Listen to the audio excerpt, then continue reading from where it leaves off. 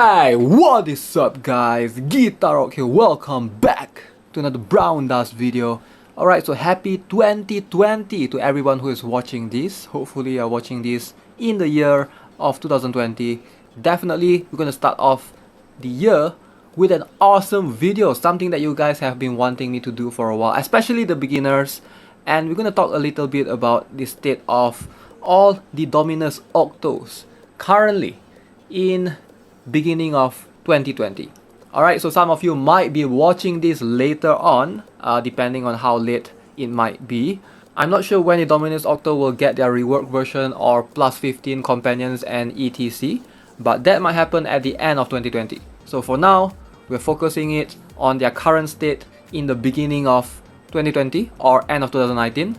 Alright, so a quick disclaimer before we proceed with the video. So I thought I'd just put this out there. So I'm gonna rate each of these Octos at the end of my analysis and basically give you guys a rough rating on how strong they are out of 10 preferably. Alright, so if I rate a particular Octo at, for example, 3 out of 10, that doesn't mean that that Octo is useless and unusable in the current meta. It's just that there are much better options out there and you should consider investing the other options. So this is something that I don't want to confuse players away from, because especially when new players come in and they are going to see some of the older players have something like a Val Fern plus 10 for example, and they're going to see, oh, that guy is in a pretty high rank, so I should try and copy that. But you should not, because that guy that has a Val Fern plus 10 joined the game 6 or 8 months ago when the meta was revolved all around Val Fern. Val Fern was very strong back then,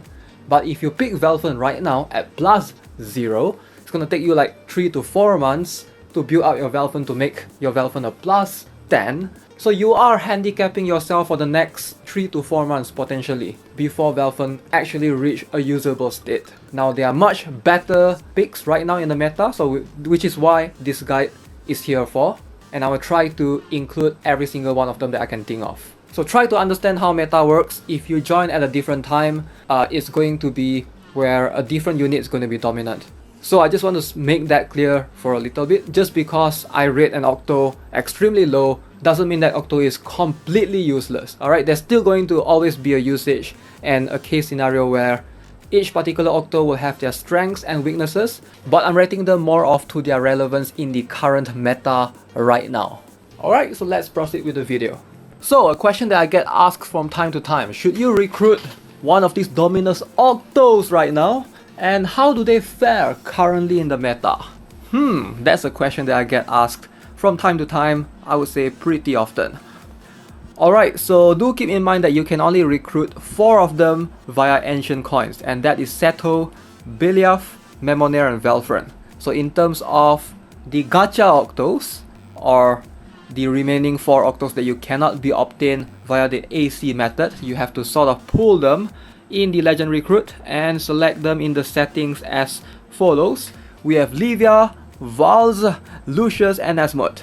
Alright, so let's cover a little bit about the ones that you can obtain via the ancient coins first. Alright, so we're going to talk about Seto, Beliaf, Mammon and Val Fern. Let's go from left to right. First up, Seto. Alright, so Seto is a pretty interesting unit right now. I do think he's in an average spot. I don't think he's bad. I don't think he's good either. So he sort of counters lots of 100% defense units right now. Alright, so we have Angelica, Nartus, we have Dalvi, and in the future we are going to have Veronia, alright, which can provide a unit with 100% defense while they are attacking, and of course Adin is going to have the 100% defense as well.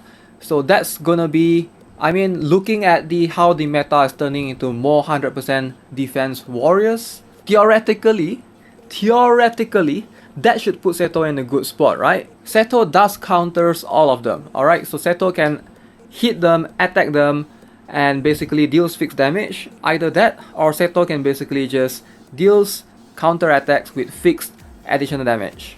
Seto is pretty good at what he does, for sure, but he's not without a replacement, which is the main reason why he's not as sought after. And of course, being a legendary, you have to recruit him with ancient coins, and you have to skill him up to at least +3 to be viable. Alright, so +3 to get this edgy before battle times 100% attack boost.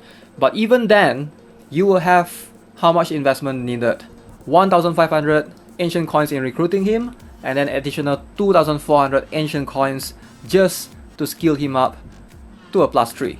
Now that's a pretty huge investment considering that you are just going to counter the current 100% defense units, and another Octo can do that on a slightly better level and a better scale, which is Beliaf. We're going to talk about her later.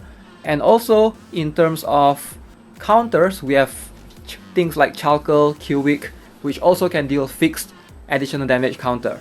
So Seto is not alone in that department. The only thing that Seto has over all the remaining 4 stars that I mentioned is the ability to directly deal fixed damage to the opponent. So that's the bonus that you are getting, ideally.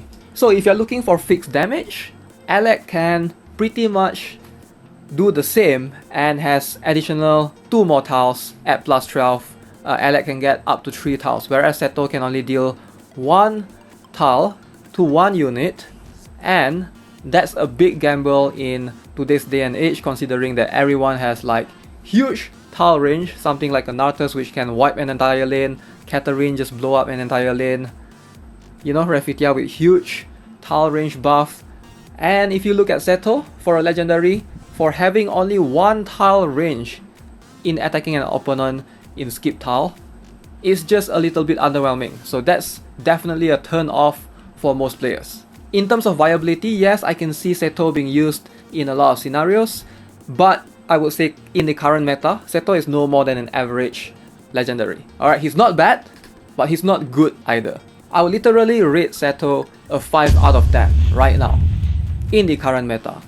Alright, so moving on to the next one, we have none other than Beliaf. Now Beliaf is a much better Seto. Like if you are using Seto specifically for his fixed damage counter, you might as well just recruit Beliaf. She can do that much better. She can form skeletons all over the formation board, and it's much easier to counter anyone because you can stack the skeletons in 3 different lanes as opposed to just gambling it in 1 lane using Seto. Alright, granted that she's a supporter, so that means she won't be able to do any damage to the opponent. The only thing that she can do is via forming skeletons. So Beliaf has always been an interesting one since before you know, 6 Devils has the +15. She has always been a really unique and niche supporter. But right now, I would say in the current meta, with the rise of all the 100% defense units, I can see Beliaf being one of the best defensive unit you can obtain. You know, sometimes they say the best defense is the best offense, so that's the same concept. That is exactly the concept when you use Beliaf in your team. Forming skeletons all over, and just watch Angelica, Nartus, Dalvi destroy themselves. Now, Beliaf is very meta dependent though. When she first came out, there weren't many 100% defense units, so her fixed damage skeleton didn't really do that much against certain units like Foxy, for example. Like, keep in mind that her skeletons solely rely on enemies' attack, basically, to deal the fixed damage based on enemies' attack. So if the enemy warrior doesn't rely on high attack or assault runes, some of them have the ability to switch up the runes to, for example, Fatal Rage. Something like Foxy, for example. Foxy used to be one of the best counters to Beliaf because she never dies to Beliaf's skeletons due to her having extremely low base attack, and most players go for Rage or Fatal Rage on Foxy, so that can be a good counter. Same goes for Barbara. Barbara have low base attack and she does apply stats weakening before she attacks, and most of the time Barbara has either Fatal Rage or double Rage runes, so that will definitely help her to survive most of Beliaf's skeletons. But with the fall of those particular units and high attack units like Edin with 100% defense coming up, we have Dalvi, Angelica, Nartus, so these are definitely units that Beliaf shines in countering upon. So Beliaf is definitely one of the best Octo you can recruit right now, period, in the current meta. Alright, so keep that in mind. She is very meta dependent. It might be a while before she falls off, but she's one of the few Octos that can definitely stand on her own currently right now. So overall, I would rate Beliaf at an 8.5 out of 10. So the reason why I didn't rate her 10 out of 10 is because she is very formation dependent. So you have to set up a formation that she fits in very well, you know? You can't just randomly put Beliaf in any formation and expect her to work well. You sort of need a team to build around her, ideally. So that can be quite hard and challenging for certain players who already invested some of the key units, and it's quite hard to suddenly switch into Beliaf just like that if you are not planning ahead. Alright, so moving on, next we have Mammon. Zoop. Okay, so Mammon used to be how Grand Hilder is right now. She used to be really tanky, you know, energy guard is annoying to go through, like no one can penetrate that easily. But in the current meta right now, with all the fixed damage, she's just not as tanky anymore, you know. We have Dalvi that can one-shot her easily, ideally, with 2 to 3 buffs. We have plenty of units that can one-shot a Mammon without any difficulty at all. Taylor, Barbara, like those are her main counters. So she has fallen off ever since. I do think that Mammon is, of all the Octos, she got impacted the most in terms of the meta, where when the plus 15 Devil was first introduced, she got hit the most. She went down in terms of usage scenario, because if you look at the current lineup of the 6 Devils, Nartus with buffs, Angelica with buffs, Alec with buffs definitely can one-shot a Mammon plus 10 easily. Alright, so without hesitation. Now, that's not to say that before this, no warriors can do that, and a lot of warriors can do that as well. Add in Vals, Taylor, Barbara, but those units will either need 2 to 3 buffs, or some of them will need more. I've seen Anastasia one-shot a Mammon with 4 buffs before. Now that's just unrealistic, but with the existence of the 6 Devils in the meta right now, she can easily be one-shotted. So therefore, her tankiness is not like one of her main key features anymore. So with all the high energy guard, if it's like instantly one-shot, there's no point. So that leaves only one thing that Mammon is good at, and that is her offensive power. She does still have this very unique skill though. So this particular skill right here, this one, ignores incoming damage reduction and deals additional damage. So this is a very good skill. Not many units have this. We know that Vals have a skill that's similar to this, but Mammon does have this as well. So she does have this strength of being both defensive and offensive. But of course, you know, like they say, jack of all trades, master of none. So she's just not that good anymore, either in terms of defensively or offensively right now. So overall, I would rate Mammon at a 4 out of 10.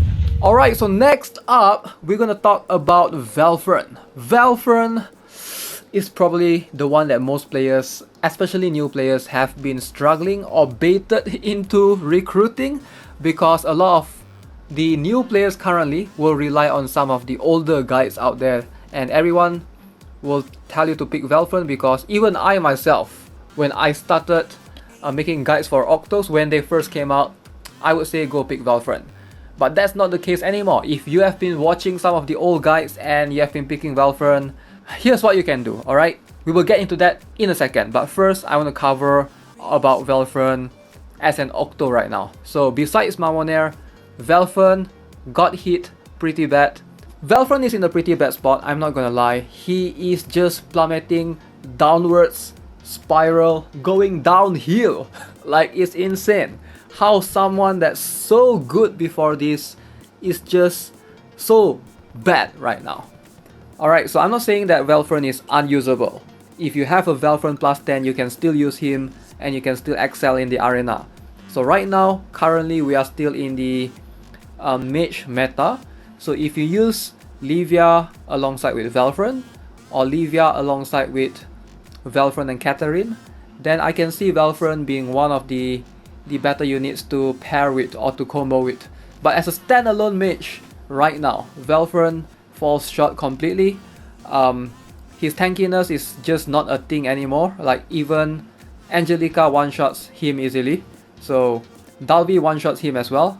Probably if you guys did follow me in the recent broadcast of the Underground Arena tournament for the global server, you have seen that in a couple of matches as well.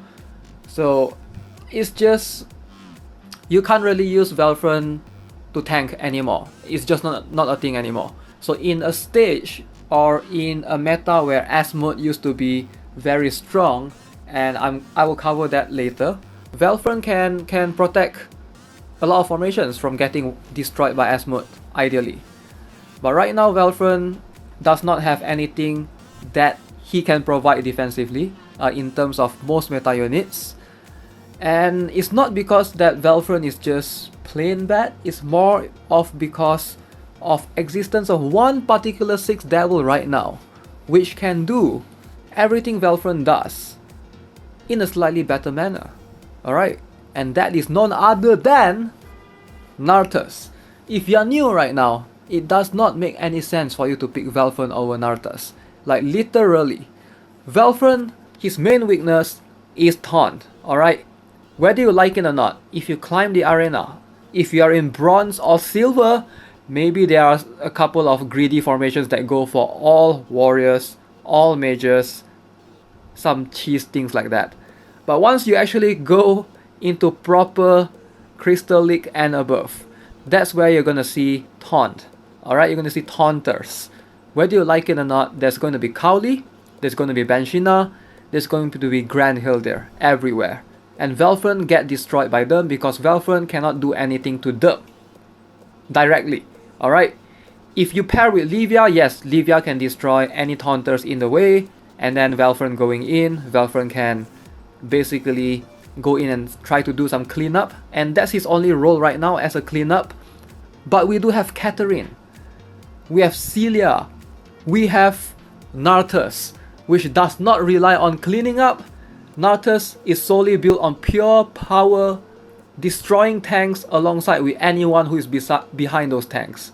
Alright, so there's no reason for you to pick Val Fern right now because of Nartus solely. If Nartus never existed, Val Fern would still be relevant in the meta.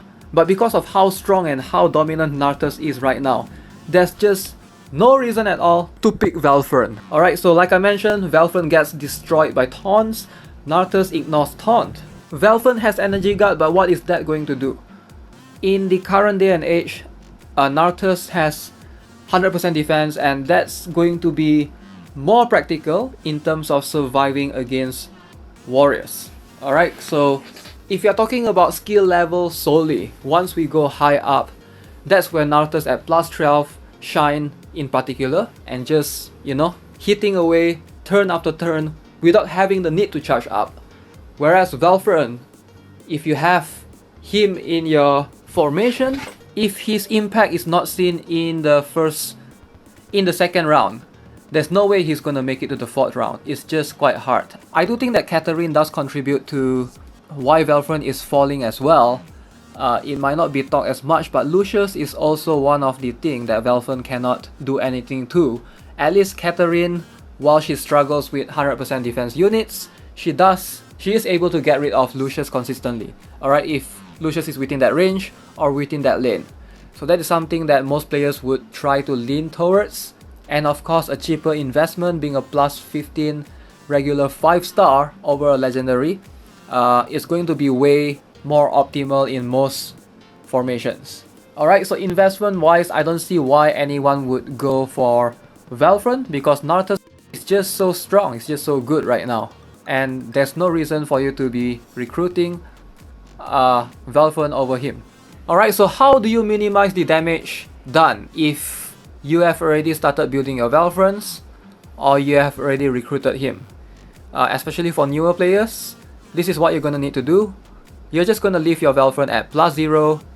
You're just gonna put him aside. Alright, just put your Val Fern aside. Do not even think of skilling him up. Don't make even worse decisions. Alright, you have already done one, so just leave it at that. Don't make it worse for yourself. Alright, any legend books that you have right now should not go into Val Fern. Just stay away from Val Fern if you can, if you are new to the game. Alright, so picking Val Fern is probably the last thing you want to do right now. So I probably want to stress that out. Okay, so overall I would rate Val Fern a 4 out of 10. And I know someone is going to comment below in the comment section, oh, I saw this guy Val Fern 10, you know, he's a Grandmaster Champion, he's rank 1. I've already mentioned that early in the video. Alright, so Val Fern does pair well with certain units. But if you are new to the game, if you're just starting out a couple of months in, you want to stay away from Val Fern as far as you can. Alright? Focus on Grand Hill there, focus on Raffetia, focus on Arthas. Even Angelica is a better pick right now compared to Val Fern. Alright, so with that being said, I've covered all the 4 legendary Octos that can be recruited with ancient coins. And I need to attend a New Year's dinner soon. So unfortunately, I won't have time to record for the remaining 4. So I'll do that in a separate video. So stay tuned for the next video. I guess we'll do a part 2 of it, where I talk about the gacha Octos specifically, and how good and relevant they are in the current meta right now of early 2020. Alright guys, so hopefully you guys find this informative, and you don't have to agree with me. Let me know of your thoughts in the comments below. Okay, so if you haven't already, subscribe to the channel, give this video a like. I'll see you guys in the next one, and have a nice day. Goodbye.